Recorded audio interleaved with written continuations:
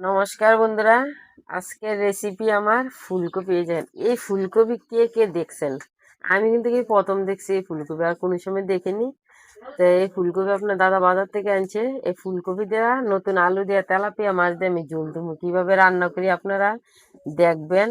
আর তাও তেলাপিয়া মাছ দিয়ে রান্না করবো, দেখতে থাকেন। এখন আমি ফুলকপিটা কাটা নেব, ফুলকপি কালারিং। ও বাবা, এর ভিতরও কত সুন্দর দেখেন, লাল সেম কালার। এই দেখেন, এখন আমি এটা ঝোল দেবো, তেলাপিয়া মাছ দিয়ে ঝোল দেবো। অনেক রকমের তো ফুলকপি খাইলাম, আজকে এই কালার ফুলকপি খাই। দেখেন, দেখতে অনেক ভালো লাগতেছে, অনেক সুন্দর। নতুন আলু দিয়া খামো রান্না করে। এই ফুলকপি কে কে খাইছেন বা কে দেখছেন কিনা, আমি কিন্তু মানে প্রথম দেখছি। আপনারা অবশ্যই কমেন্ট করবেন আহ দেখছেন কিনা। আমি কিন্তু দেখিনি, এই ফুলকপি প্রথম দেখছি, তাও বলবেন। আর কার কার এই ফুলকপি পছন্দ তাও বলবেন। আর যারা ইউটিউব থেকে দেখবেন তারা আমার চ্যানেলটা সাবস্ক্রাইব করবেন। আর যারা ফেসবুক থেকে দেখবেন তারা ফলো দিবেন, লাইক শেয়ার কমেন্ট করবেন।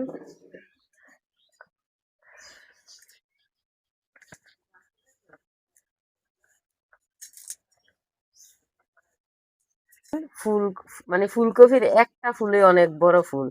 দেখেন, দেখে তো অনেক সুন্দর লাগছে। এই প্রথম আমি দেখছি, তো আমাদের খুশি খুশি লাগতেছে, ভালো লাগতেছে। এই দেখেন ফুলটা, একটা ফুলেই অনেক বড় ফুল। মাঝখান দিয়ে আমি কাইটা নিতেছি, দেখেন মাঝখান থেকে কাইটা নিও, তারপর অনেক বড়। আবার একটা কাইটা নিই, কারণ বেশি বড় হয়ে গেলে সুন্দর মানে লাগতে ভালো লাগবে না।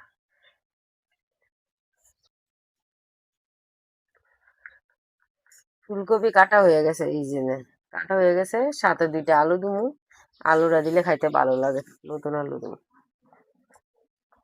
এখন কিন্তু আলু নতুন পাওয়া যায়, আর এখন নতুন আলু কিন্তু খাইতেও ভালো লাগে। এই আলু, এই দেখেন চামড়া চুইলা যা অনেক সুন্দর ভাবে।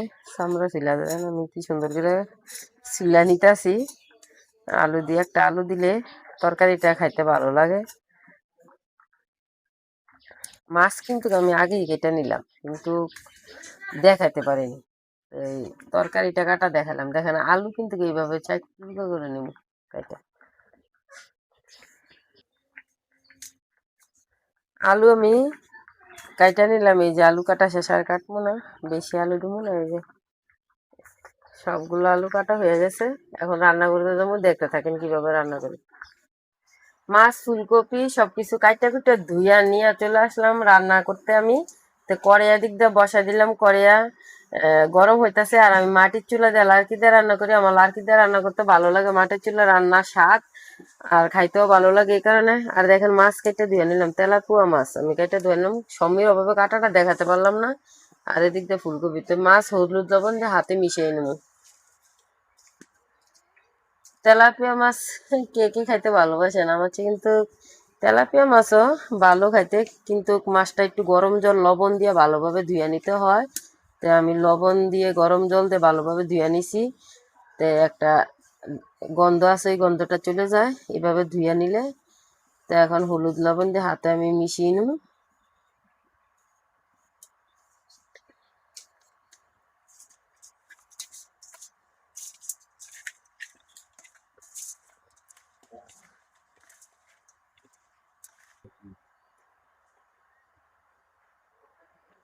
আমি এদিক দিয়ে কড়াইয়া আগের থেকে বসায় রাখলাম, কড়াইটা ভালোভাবে গরম হয়েছে। মাছ কড়াইয়া যদি ভালোভাবে গরম হয়, মাছ উল্টাতে ভালো লাগে। তো এই যে সরিষার তেল নিলাম, আমরা সরিষার তেল দিয়ে রান্না করি। আর সরিষার তেল ঢেলে দিলাম মাছ ভাজার লেগে, মাখা মাছ দিয়ে দিলাম।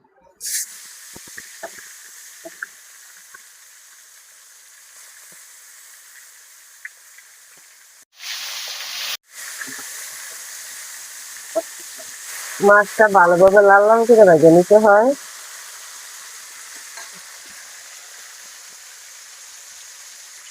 মাছ ভাজা হয়েছে, নামিয়ে নিতেছে।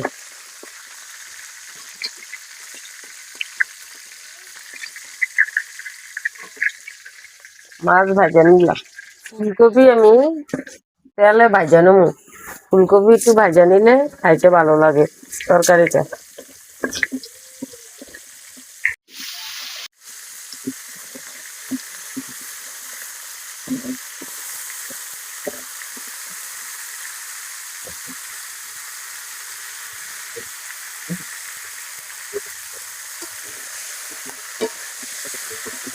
লবণ,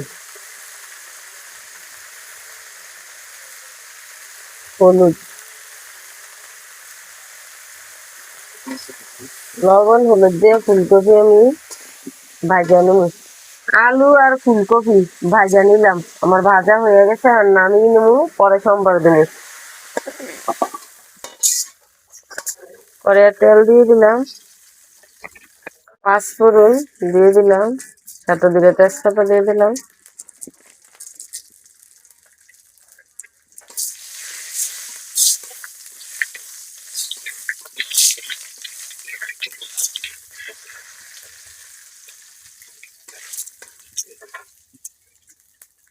আদা জিরা বাটা দিয়ে দিলাম,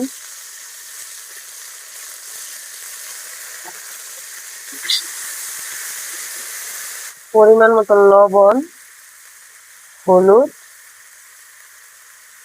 মরিচ সবকিছু একসাথে দিয়ে মশলাটা ভালোভাবে কষিয়ে নেব। মশলা ভালোভাবে কষানো হয়ে গেছে। আমি পাঁচফোড়ন দিয়ে রান্না করলাম, আপনারা তেল দিয়ে রান্না করতে পারবেন, আমি আজকে পাঁচফোড়ন দিয়ে রান্না করলাম। আদা জিরা বাটা দিয়া মশলাটা ভালোভাবে কষানো হয়ে গেছে, মশলা থেকে তেল ছেড়ে দিতে ভাজা আলু আর ফুলকপি দিয়ে দিলাম।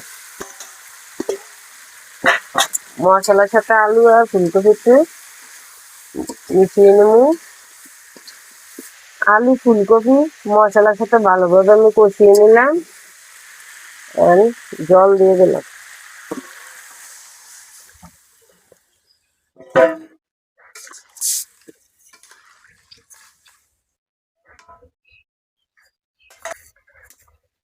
জল ভালোভাবে ফুটে গেছে, এই যে মাছ আমি দিয়ে দেবো, ভাজা মাছ দিয়ে দেবো।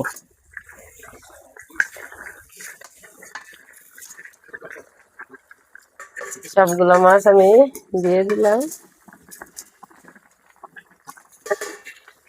হয়ে গেছে। তো নামানোর কিছুক্ষণ আগে ধনিয়া পাতা দিয়ে দেবো, ধনিয়া পাতা কাইটা নিতেছি।